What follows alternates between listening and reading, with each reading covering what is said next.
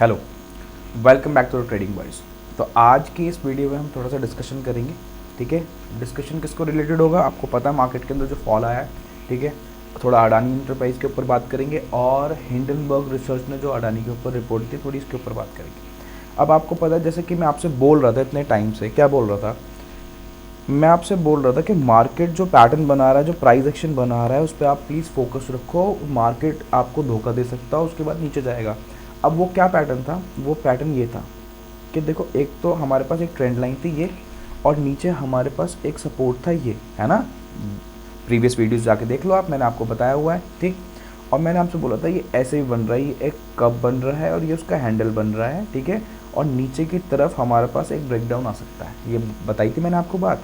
चलो ये भी छोड़ो, मुझे एक बार बताओ ये क्या हो रहा है, रेंज कॉन्ट्रैक्शन हो रहा है, डिसेंडिंग ट्रायंगल बन रहा है। ठीक है, तो लगभग जितना इसकी हाइट है हमें उतने के नीचे टारगेट मिल सकते हैं, यानी ये जो सपोर्ट दिख रहा है आपको, ये यहाँ तक हमारे पास टारगेट आ सकते हैं। हो सकता है इसको टच करने के बाद मार्केट ऊपर जाए और हो सकता है फंस भी जाए मार्केट। अब तो मेरे को फंसता दिखाई दे रहा है मार्केट। कैसे फंसता दिखाई दे रहा है, ऐसे फंसता दिखाई दे रहा है जब से अडानी ग्रुप की ये रिपोर्ट आई है।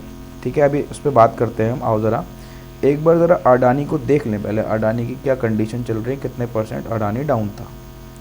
अडानी हमारा देखो 18, अडानी इंटरप्राइज की बात कर रहा हूँ, वैसे अडानी ग्रुप सारे डाउन है, बट मेनली बात मैं अडानी इंटरप्राइज की कर रहा हूँ। कितना, 18.52% डाउन है।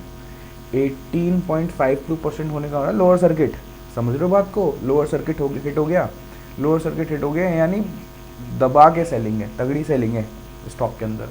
अब इतनी सेलिंग कौन कर सकता है, इतनी सेलिंग तो वही कर सकता है जिसने अडानी के शेयर्स एक्यूमुलेट करके अपने पास रखे हुए। चार डेली चार्ट्स है। ठीक है, देखो ये इसको क्रैश बोलते हैं, इसको सेलिंग नहीं बोलते, ये तो क्रैश है, ये टोटल क्रैश है। ये जो कैंडल दिख रही है, ठीक है, ये जो सपोर्ट था, ठीक है, ये ब्रेक हो गया।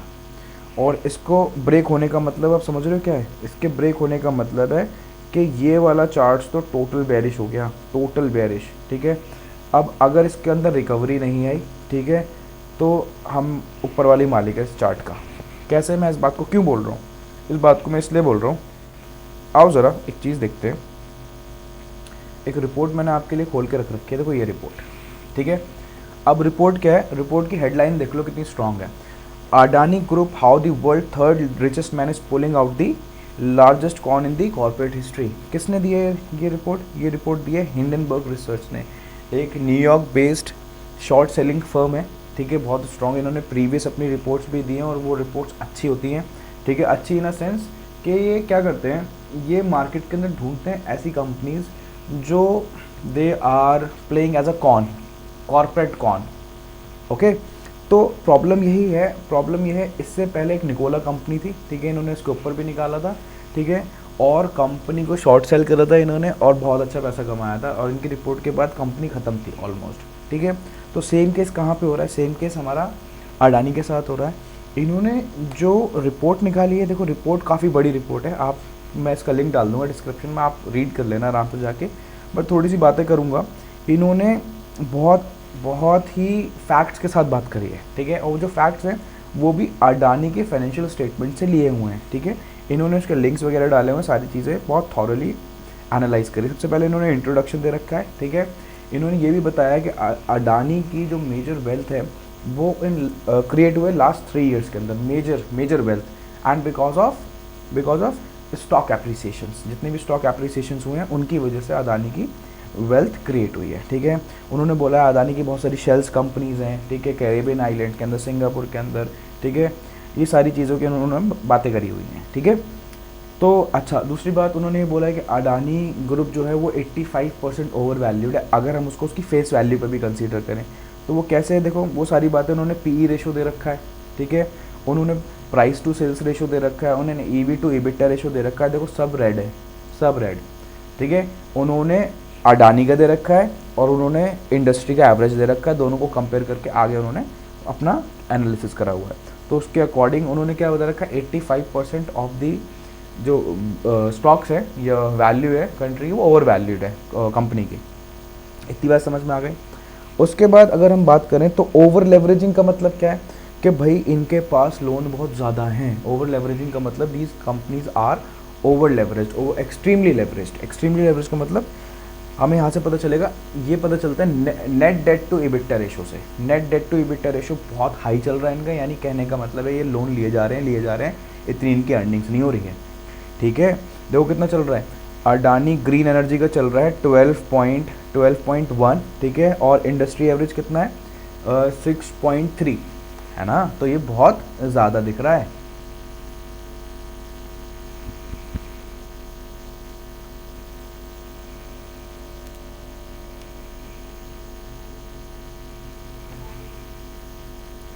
ठीक है, देखो net date to EBITDA ratio कितना है, ठीक है, अडानी ग्रीन एनर्जी का 12.1 है और इंडस्ट्री एवरेज कितना होता है 6.1। इसका मतलब ये लोन पे लोन लिए जा रहे हैं और इनकी अर्निंग्स नहीं है। आगे देखो करंट रेशो भी देखो <1 है।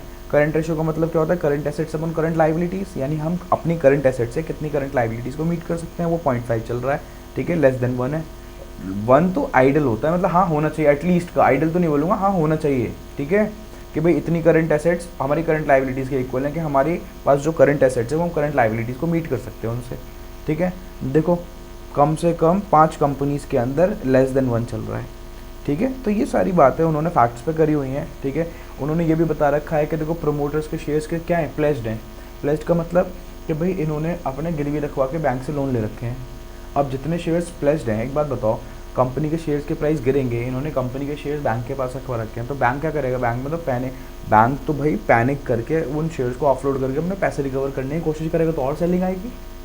समझे बात, तो शेयर्स प्लेजिंग अच्छी नहीं होती, वो भी प्रमोटर्स की। समझ रहे हो बात को। ठीक, तो अब ये एक प्रॉब्लम है, इसकी वजह से हाईली लेवरेज्ड है फर्म, इनकी कंपनी। तो ये सारी बातें इन्होंने करी हैं और बहुत सारे इन्होंने करप्शन चार्जेस लगाए हुए हैं इनके ऊपर। ठीक है, एलिगेशंस लगाई हैं, चार्जेस नहीं बोलूँगा, एलिगेशंस लगाई हुई हैं, और बहुत और भी क्रिमिनल एलिगेशंस इनके ऊपर लगी हुई हैं। विद प्रूफ्स उन्होंने यहाँ पे सारी बातें दे रखी हैं खोल के, आप इनको रीड करना जाके। ठीक है, इन्होंने एक एक बार डिटेल में बता रखी है। अब इसकी प्रॉब्लम क्या है, अब इससे मेन प्रॉब्लम क्या होने वाली है, और ज़रा मेन प्रॉब्लम समझ लो। मेन प्रॉब्लम इससे ये होने वाली है कि अडानी पहली बात तो ओवर लेवरेज चल रही है। ठीक है, ऊपर से ओवर लेवरेज का मतलब उन्होंने डेट्स बहुत ज़्यादा ले रखे हैं। दूसरी बात क्या है, प्रॉब्लम है, दूसरी बात ये प्रॉब्लम क्रिएट करती है कि उनके जो शेयर्स हैं वो प्लेज्ड हैं। समझ रहे हो बात को, शेयर्स क्या हैं, प्लेज्ड। तीसरी बात, वो एक एफपीओ लेके आ रहे थे। एफपीओ मतलब फॉलो अप पब्लिक ऑफरिंग। ठीक है, एक होता है आईपीओ, एक होता है एफपीओ। आईपीओ थी इनिशियल पब्लिक ऑफरिंग, जब आपने पहले मतलब आपने ऑलरेडी शेयर्स इशू कर रखे हैं मार्केट के अंदर आईपीओ के थ्रू, आप दोबारा एडिशनल फंड्स रेज करना चाह रहे हो मार्केट से, 20,000 करोड़ के एडिशनल फंड्स रेज करना चाह रहे हो, तो आप आईपीओ के थ्रू थोड़ी करोगे, आप किसके थ्रू करोगे, एफपीओ के थ्रू। तो एफपीओ एक होता है फॉलो अप पब्लिक ऑफरिंग, उसका आपने प्राइस ही इतना हाई रख रखा है, मेरे ख्याल से 3200 समथिंग कुछ था। अब आपके market price of the share जो चल रहा है वही बहुत कम चल रहा है ना। तो अब पब्लिक बात बताओ, जो मार्केट आप एफपीओ के अंदर एक शेयर प्राइस लेके आ रहे हो जो 3000 से ऊपर का है, आपका करंट मार्केट प्राइस नीचे कितना चल रहा है, 3000 से कम का चल रहा है ना, तो कौन सब्सक्राइब करेगा, है ना। तो एक तो वो डेंजर में पड़ गया आपका एफपीओ, आप एफपीओ रेस करते उससे थोड़ा बहुत डेट अपना रीपे करते, यही होगा प्लान आपका। ठीक है, अब वो भाई प्रॉब्लम में आ गया। ठीक है, तीसरी बात, ये रिपोर्ट आ गई, इसने सेंटीमेंट्स क्या क्रिएट कर दिए, एकदम नेगेटिव सेंटीमेंट क्रिएट कर दिए। आपकी फर्म जो है ओवर लेवरेज्ड है। ओवर लेवरेज्ड का मतलब कि भाई आपने डेट्स बहुत ले रखे हैं, आपके पास एसेट्स इतनी दिख नहीं रही जो आपके डेट्स को रीपे करेंगी, है ना, और ऊपर से जो आपके पास शेयर्स पड़े हैं वो प्लेज्ड हैं। अब शेयर्स का प्राइस नीचे जाएगा तो वहाँ पे कंपनी जो बैंक्स हैं वो शेयर्स बेचेंगे। भाई एक तरीके से एक ट्रैप क्रिएट हो गया इनके लिए, मैं आपको सही बता रहा हूँ क्या क्रिएट हो गया, ट्रैप। ठीक, और ये मेरे व्यूज़ हैं। ठीक है, और मैं इसमें किसी को सजेशन नहीं दे रहा कि आप इसके अकॉर्डिंग ही आगे ट्रेड लो या कुछ लो, मैं तो ट्रेड करूँगा ही नहीं, मैं तो ट्रेड अप करने वाला ही नहीं हूँ जब तक बजट पास नहीं होता। ठीक है, मार्केट बहुत ही ऐसे मोमेंट पे आगे खड़ा है जब मेक और ब्रेक होने वाला है। ठीक है, और ये कॉर्पोरेट राइवलरी है इन लोगों की या क्या चल रहा है, मेरे को लेना देना नहीं, मैं कुछ दिन ट्रेड नहीं करूँगा, पहले बता रहा हूँ, और कोई ट्रेड रिकमेंडेशन भी नहीं है, मैं तो सिर्फ बता रहा हूँ आपको। ठीक, तो ये ऐसे पॉइंट पे आके खड़ा हो गया मार्केट जहाँ से मेक और ब्रेक सिचुएशन क्रिएट होने वाली है। ठीक है, तो मैं आपको उसको सजेशन नहीं दे रहा, बट मैं अपने बारे में बता रहा हूँ, मैं यहाँ पे ट्रेड नहीं लेने वाला। ठीक, दूसरी बात, अब यहाँ से अगर अडानी में फॉल आया, ठीक है, तो निफ्टी में तो फॉल आएगा ही आएगा। ठीक है, क्योंकि बैंकिंग सेक्टर में फॉल आएगा। देखो प्रॉब्लम क्या है, अडानी में जो फॉल आएगा it will directly impact the banking sector. ऐसा क्यों, देखो LIC और SBI दोनों मेजर कंट्रीब्यूटर हैं इसके अडानी के, ठीक है। उन्होंने बहुत इनको डेट दे रखा है, इन्वेस्टमेंट कर रखी है, समझ रहे हो।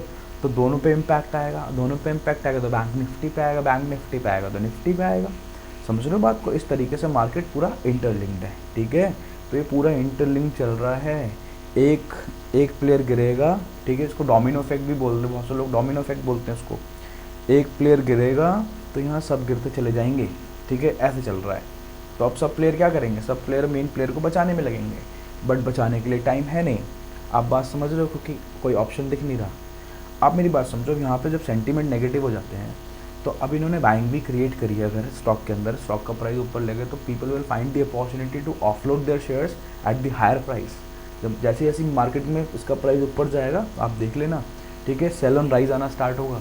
तो इस तरीके से सेंटीमेंट क्रिएट हो जाते हैं मार्केट के अंदर। तो हमें क्या करना है, हमें इससे दूर रहना है। बात समझ में आ गई। हम तो इससे दूर रहेंगे थोड़े टाइम तक, थोड़ा देखते हैं सिचुएशन पहले शांत हो जाए, उसके बाद हम अपना डिसीजन लेना स्टार्ट करेंगे। क्लियर है। तो मार्केट के सेंटीमेंट्स प्योरली नेगेटिव है, और मैं आपको बहुत पहले से बताता हूँ इस बात को, आप नोटिस नहीं करते, वो बात अलग है कि भाई हमेशा ध्यान रखा करो क्या कि जब भी मार्केट के अंदर कुछ प्राइस एक्शन ऐसे बन रहे हों जो आपको इंडिकेट कर रहे हैं कि मार्केट बेरिश हो सकता है, तो आप प्लीज़ उसको देखा करो, सोचा करो और समझा करो उनके बारे में।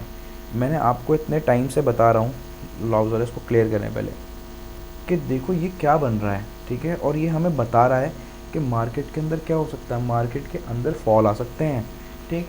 एंड प्राइस एक्शन है भाई, price action is the king of the market. Price action क्या हमें बता देता है कि फ्यूचर में क्या होने जा रहा है, क्योंकि लोग अपनी पोजीशन उसके अकॉर्डिंग एडजस्ट करने लगते हैं, वो it will reflected in the price action.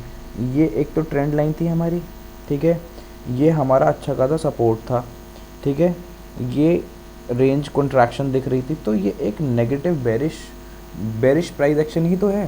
तो हमें क्लियरली पता चल रहा है यहाँ से क्या आ सकता है, यहाँ से एक ब्रेक डाउन आ सकता है। एंड आपको पता है market will find its way to fall. Market अपना रास्ता ढूंढ लेगा अगर उसको गिरना है, ठीक है, अपना रीज़न ढूंढ लेगा अगर उसको गिरना है। तो प्राइस एक्शन देखो यहाँ पे क्या हो रहा है, फॉलो, ठीक, और ऊपर से बजट आ रहा है, ऊपर से हमारा बजट आ रहा है। तो हमें क्या चाहिए थी, हमें IVs बढ़नी चाहिए थी, लो बढ़ने लगी IVs, रीज़न तो मिल गया ना। तो हमेशा ध्यान रखना market will find a reason to fall, अगर उसको गिरना है, ठीक है। तो इसके अकॉर्डिंग हम क्या ट्रेड कर सकते हैं, ठीक है, निफ्टी पे ट्रेड करना है तो आप करना, ठीक है। मैं अपसाइड तो ट्रेड लूँगा नहीं, अब चाहे मंडे खुल के मार्केट पूरा इसको यहाँ तक आ जाए तो भी मैं बुलिश नहीं होने वाला, जब तक मेरे को अडानी की पोजीशन क्लियर नहीं मिलती, ठीक है, because Adani is the poster boy of the market. Adani के ऊपर सारी चीज़ें इस टाइम टिकी हुई हैं, तो अडानी के पहले फेट डिसाइड होने दो, फिर मार्केट के बारे में क्लियर डिस्कशन करा जाएगा, ठीक है, समझ में आ रही है बात। तो अभी मेरे तरफ से नो ट्रेड, आराम से देखो, लड़ने दो इन लोगों को, ठीक है, और आराम से दूर बैठ के देखते रहो, मज़े करो। चलो bye, have a nice day.